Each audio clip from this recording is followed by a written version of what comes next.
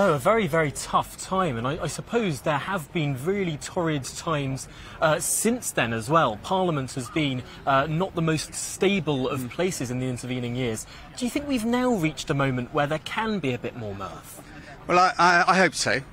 You've got to keep politics understandable to people in real life, and at times we get the Westminster Village can be very contained, its own linguistics, its own traditions, and we've got to be approachable. But it was an interesting occasion to do it, and what now sounds breathtakingly naive. I said, "Come on, this is a chance for us to all work together. We may not have supported Brexit, or we may have supported Brexit, but we've got to make this work. We're the fifth biggest economy in the world.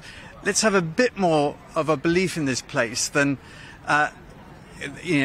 Britons tend to beat ourselves up at times like this, and actually abroad they think we're great and we need a bit of that, and so I try to inject a bit of that. It sounds now, in hindsight, breathtakingly naive. Oh, I suppose you wish that people had listened to you more assiduously rather than just in good humour. Oh, if you were delivering the address today, would you strike a different tone?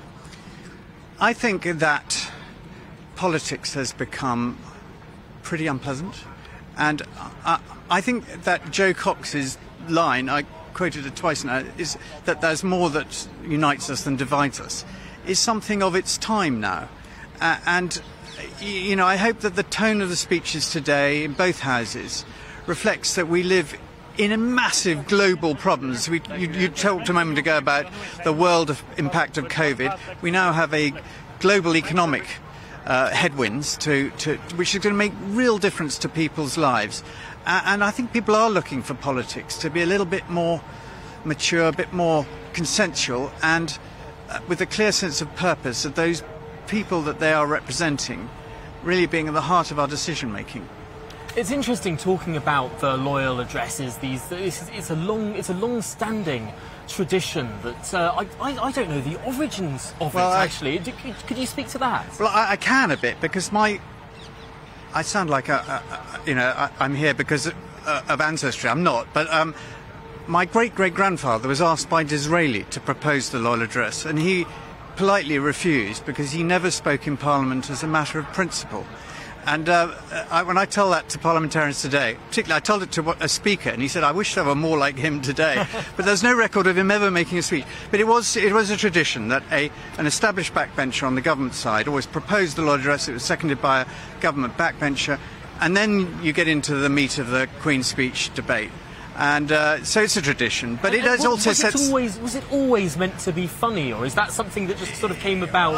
It's a very good question. I don't know when humour... I did look at a whole lot of speeches that have been made back in history, and there was quite a lot of humour. You're supposed to talk about your constituency, and I made another great mistake, which I was trying to make a good conservative one nation thing about there being deprivation, everywhere, even in communities that are the eye looks very affluent. And I said, some people say that Newbury is an area where deprivation is when Waitrose runs out of balsamic vinegar.